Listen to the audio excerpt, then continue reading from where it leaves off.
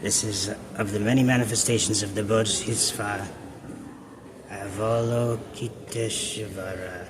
Perhaps none was more prevalent in East Asia than the uniquely Chinese form known as water moon, which later also spread to Korea and Japan.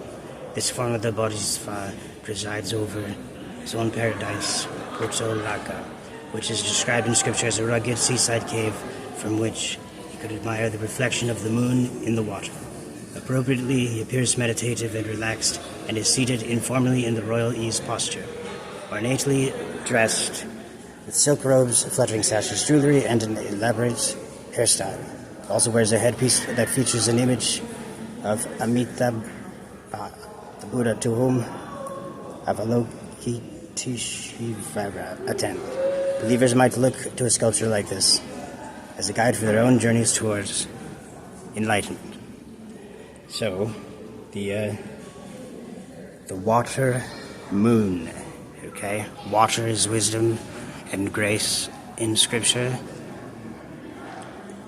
Wisdom is a female that God delighted in day and night and speaks directly to the reader in Proverbs 8.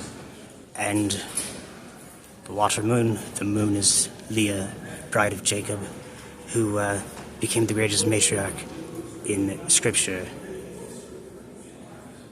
Not in spite of disobedience to God's laws, but she essentially had unconsensual intercourse with Jacob, which is essentially rape, stealing he